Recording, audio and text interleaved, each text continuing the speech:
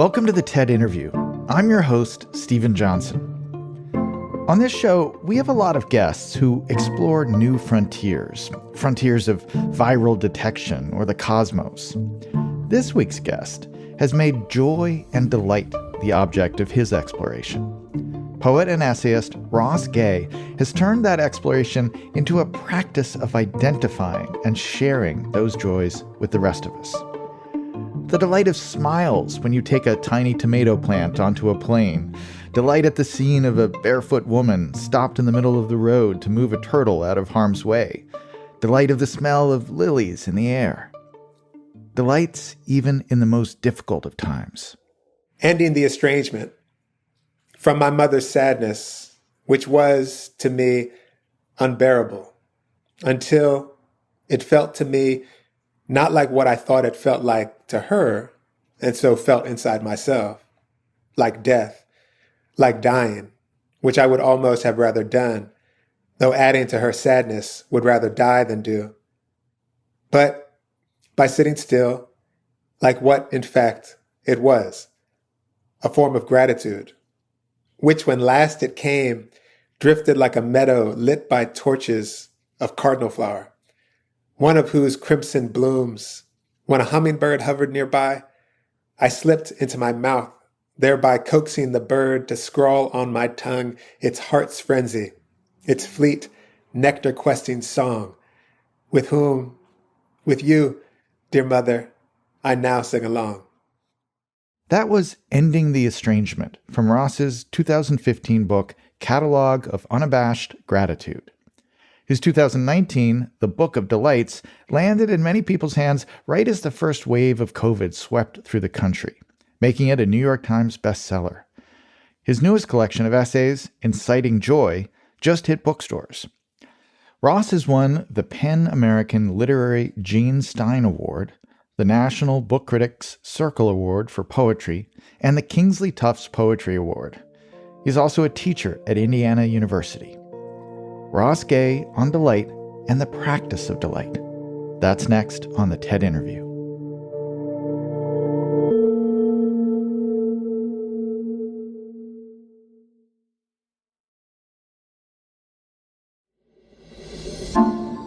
Ross Gay, welcome to the TED Interview. Thank you. Glad to be here with you. There's so much wonderful stuff in that piece, Ending the Estrangement. Using that as a kind of a case study, how does a poem like that come into the world? Yeah, great question.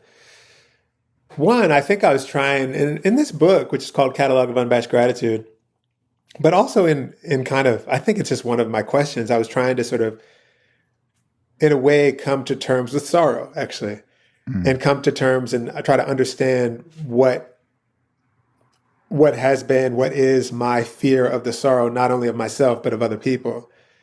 And that was one of my questions. And I think, to me, that's an interesting poem because it feels like one of my poems in a way because of the attention to syntax and stuff, but it also feels like a different kind of poem than most of the poems in this book, because most of the poems in this book kind of stream down the page.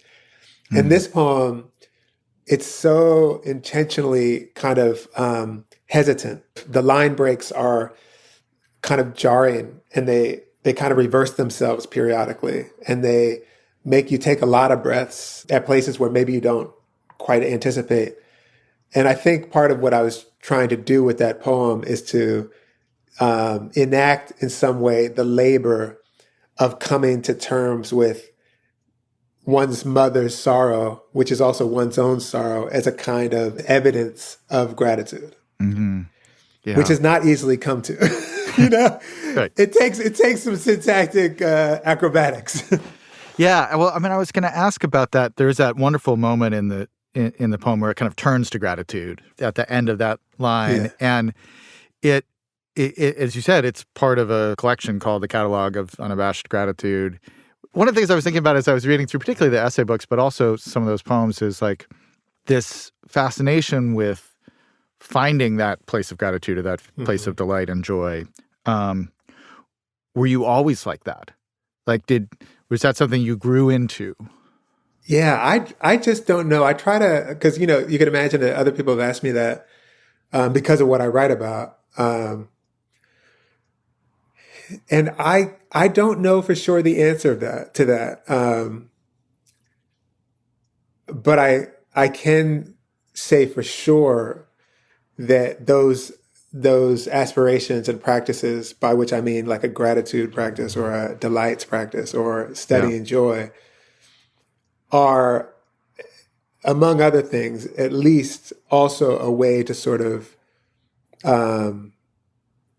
contend with trouble in my mind, which is a long way of saying that it's definitely not just natural for me to be like, delighted. I'll put it like that. Yeah. I think one of the things that's so infectious in a good way, one shouldn't describe things as being positively infectious in the age of COVID probably, but that when you read this, you can read people writing about how to have a practice that brings more gratitude into your life or brings more joy into your life in a kind of self-help way.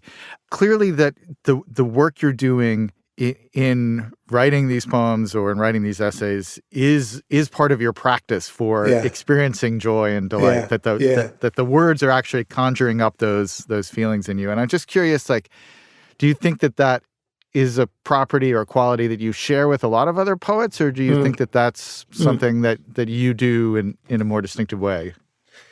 It's a great question. And partly I want to talk about it like as a poet. Like I want to say that one of the things that I'm drawn to poetry for, and one of the things maybe you were drawn to poetry as a kid for, and why maybe you're more drawn to it now, is that to me, poetry is like a profoundly embodied form.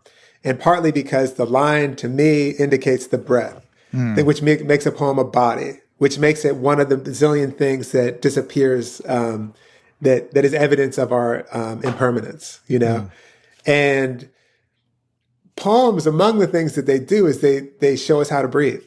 They, whether or not you're reading it out loud, there's still even if you're just breathing in your brain, poems are kind of coaching us up on how to breathe.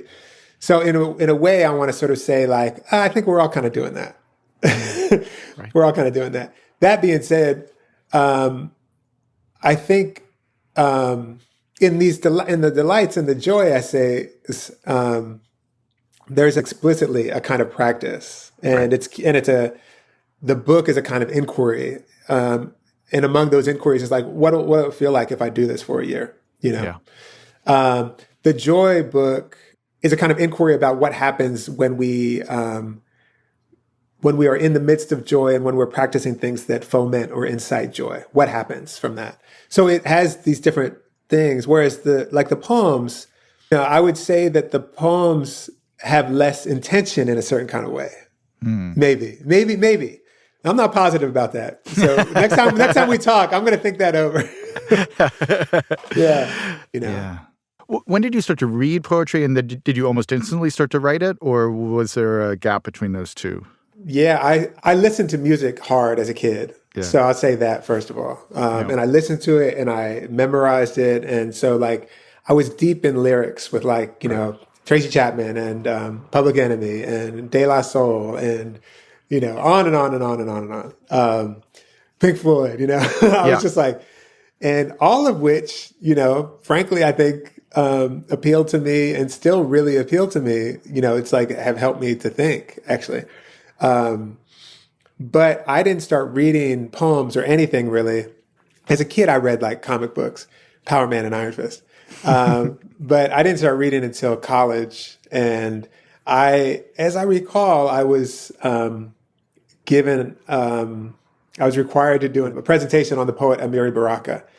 And I read a couple of his poems, particularly this one poem called An Agony As Now. I'll never be able to get to the bottom of it, but it's sort of amazing to me to think that when I was like 19 or something, it was this poem, which is profoundly mysterious, but also has the line, something like early in the poem, I'm inside someone that hates me, or I'm inside something that hates me, something like that. Like articulated something so profound that I had no idea how to articulate. It's kind of moving to me. But anyway, then I started writing poems. Do you get a kind of a first draft in sitting down to write it the first time, or do you have a bunch of fragments that are floating around for weeks or months and you start stitching them together? Yeah, it can happen a handful of ways. It can, periodically, it'll happen where a draft comes, Uh-huh. periodically. Um, Always it happens that the first draft is like a first of many drafts, many, many drafts. I'm sort of like my beloved friend and teacher, Gerald Stern, toward the end of his, he's 97 now, Oh my and gosh. he's not a big reviser. I don't think he's like fiddling around like I am, like on the syntax and seeing what that third line is doing in relation to that 29th line and blah, blah, blah, blah, like on and on and on and on. But I also wanted to say that my poems sometimes they do, like you said, like there's sort of fragments that are kind of floating around. And those fragments sometimes will be like, oh, that fragment is actually been waiting for this little Right. moment of poem or something like that. And then sometimes like the title poem of this book, a lot of it's a kind of collage poem in a way. So a lot of it is several poems that didn't quite make it as standalone poems that became like little components of this longer poem. And then there's also a poem in this book called Spoon. And that's a long poem. And it's a poem that I had a draft of for 2 years. And it was a short little poem about, a spoon. And then at some point, it was really a sort of poem, a very sort of quiet elegy for our friend Don Belton, who was murdered. And then the poem just broke open 2 years later, into a poem that is long and is now like a 5 or 6 page poem that really, gets into our relationship and other things. I think that's one of the things that is true of books in general. I don't write poetry, but I do write nonfiction books. And Yeah. there's a kind of almost optical illusion that is created when you write a book where the person reading it feels like, oh, these are all the thoughts that are captured in the brain of Ross Gay or Stephen Johnson Yes. at any moment. Yeah. Like I'm just reading them, outputting their thoughts to me. Yes. When in fact, in reality, a book is like all these thoughts that you had separately over a 5-year period or a 10-year period that you Yeah. kind of packaged up together in some way. Right. And I think that creates a kind of illusion in the head of the reader that when they actually meet you, they're like, well, you don't have any of these ideas accessible to you. Absolutely. And to me, it's like, so yeah, to me, the most interesting writing that I do and the most interesting writing that I think I probably read most often is writing that it's very clearly like the artifact of a process of thinking and a process of discovering what one thinks for a period of time, which hopefully, not hopefully, but maybe hopefully by the next thing, if they're lucky enough to write a next thing, will be different because we actually change. So in a certain kind of way, a book is evidence actually of a kind of change being put into place, arrived at through labor, which we call often revision, re-seeing things, not to be stopped, not to be settled at. If we die, whatever, that's the end of it. But if we write another thing, I hope if I write another thing, it will be clear that the thinking has carried on, which is a kind of, like, as I hope I understand for all the people I ever encounter, the thinking will carry on. So can you tell us the backstory behind the Book Awesome. of Delights? I was just walking, and this is kind of ridiculous, but I was walking from having an espresso in downtown Umberto Day in Italy, in Umbria. Oh, it sounds so good, doesn't it? I know. It's very nice. It's very nice.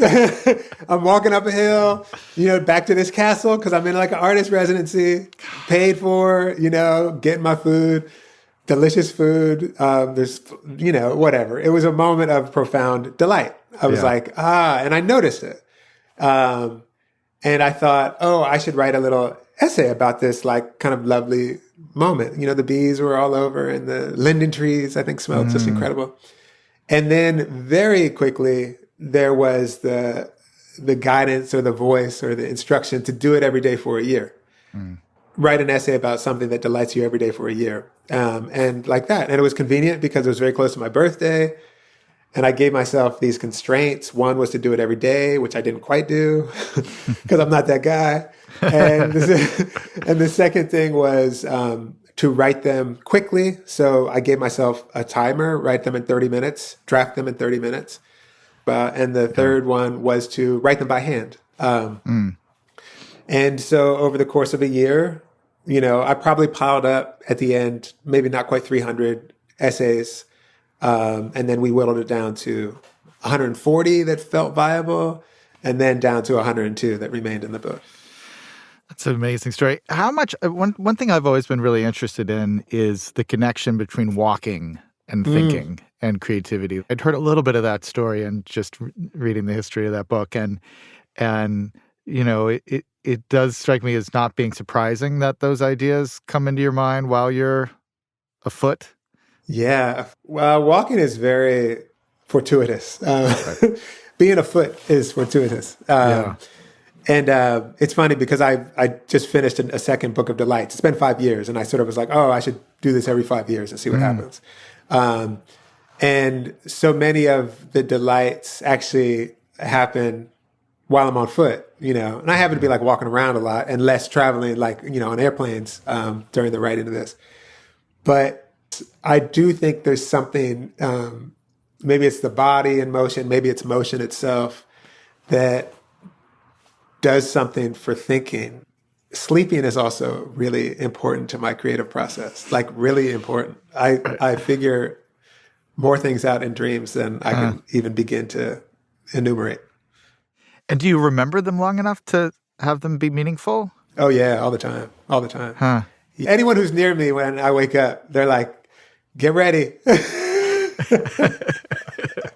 I find as I get older that I'm more and more amazed by dreams, that it is this very strange aspect of our experience of being human, that we spend a certain amount of time that can at some point seem like years, depending on the dream, every night in this crazy surrealist space. And then we wake up and get a coffee and read the paper and go to work and do all the things that are structured. I know.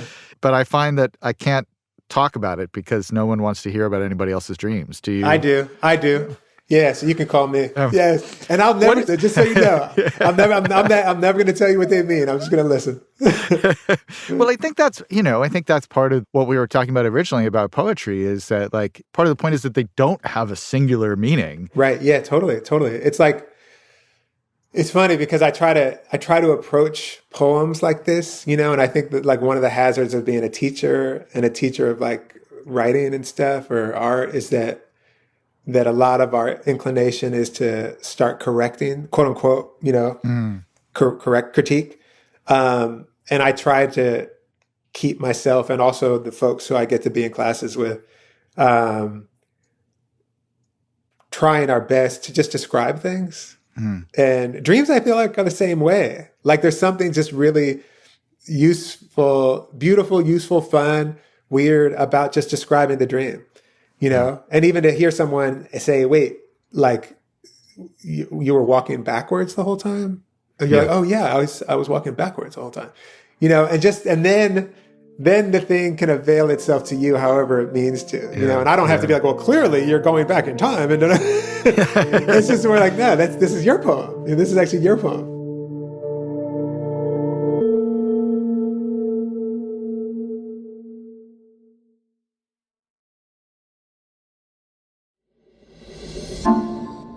So the Book of Delights came out in 2019. Yeah. And since then, some things have happened. Yeah.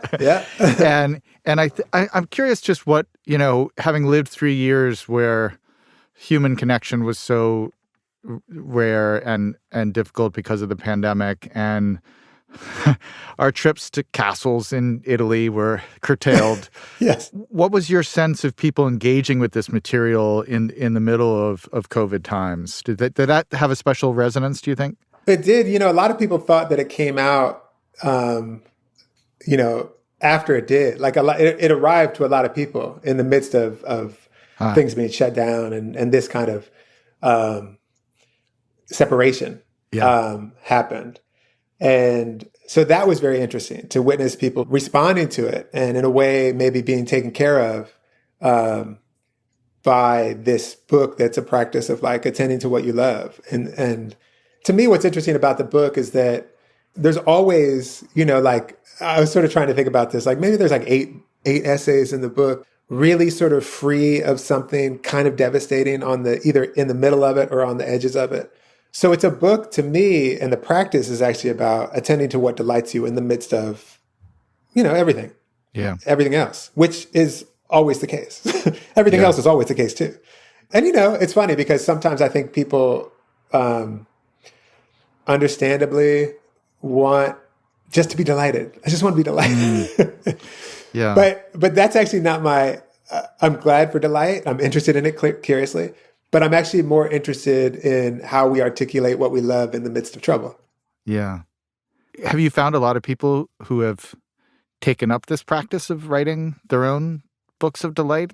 Oh, yeah, yeah. Sweeping the nation? It's sort of like that. It's like any of these things that you can kind of daily do. I didn't know this when I was doing it or when I started doing it. But I have found that like other people are like, oh, yeah, I want to. It's just like, oh, I'm going to do this too. Or I kind of want to do this. Or like, I'm having my class do this. Someone just emailed me from a school somewhere and they're like, yeah, we're having the class do delights, for this month or something. And so good. It's amazing. And then you see them, And the other thing that's like a lucky thing, I actually have a delight about this in the new book, is that the book is the result of being the beneficiary of all kinds of delights. Many of those delights being like people sharing stuff with me.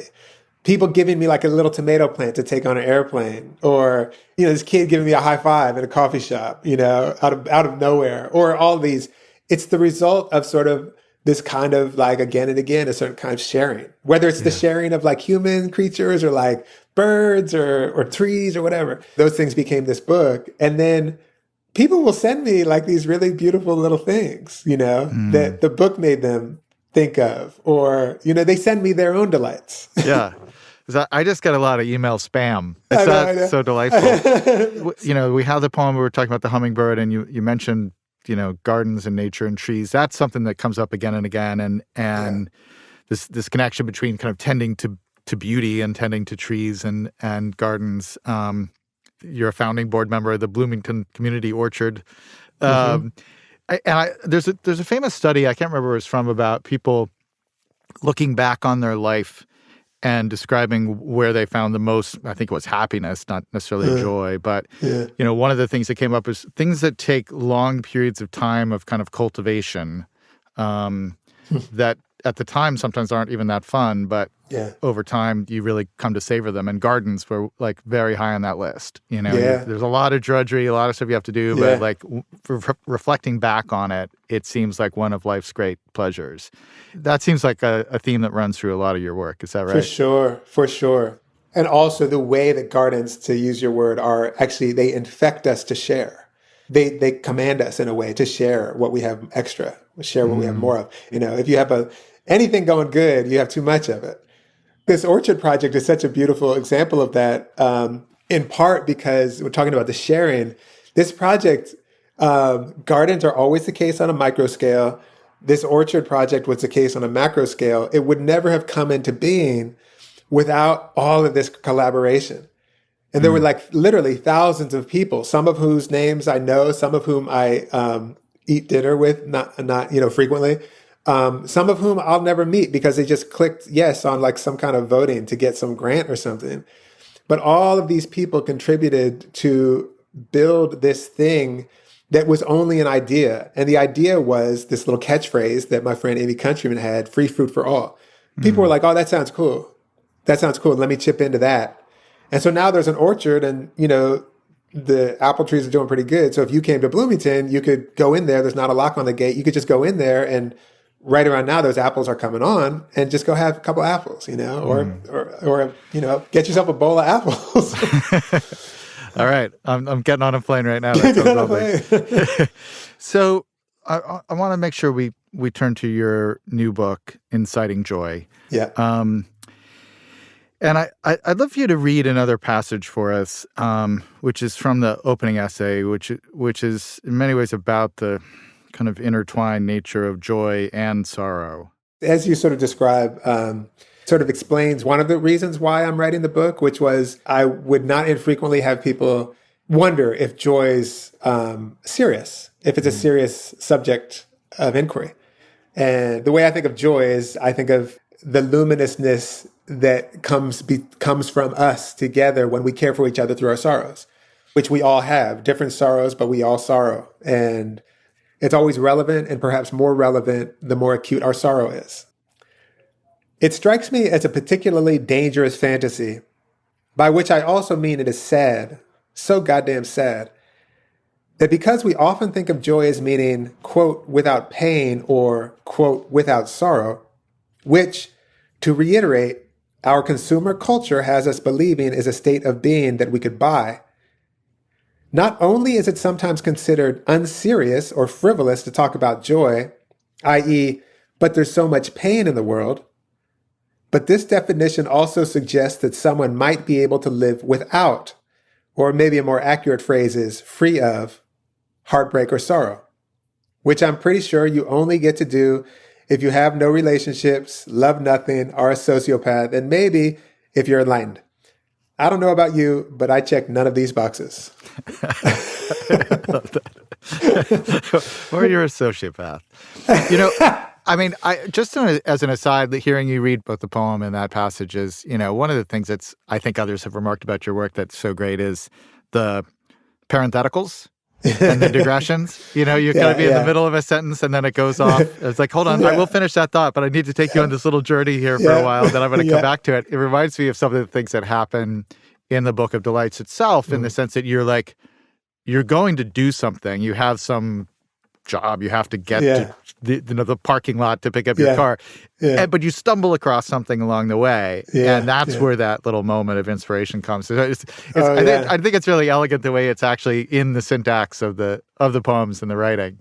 Good. Yeah. I'm trying to always sort of figure out how syntactically, formally, et cetera,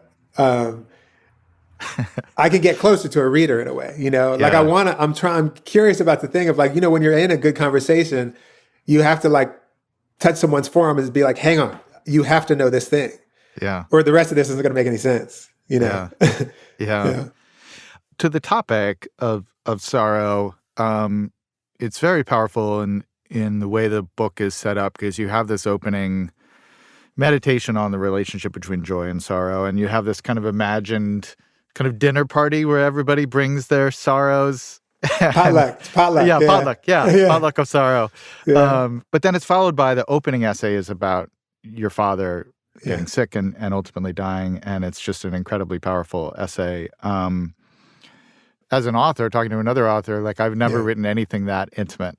And I'm just curious what that feels like when you go through it.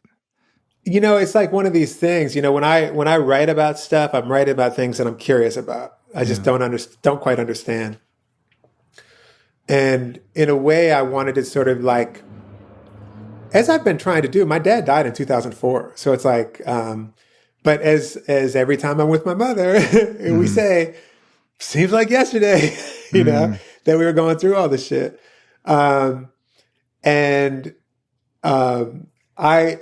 was sort of trying to sort of both revisit actually what happened, but also come to better understand what was happening, what was happening as in the process of him dying, and then the process of me being with him, and the process of me and my mother being together, and all of these the things that happen when your beloved, whatever, dies over the course of 5 or 6 months, and in this case, my dad, we're super close in a complicated way.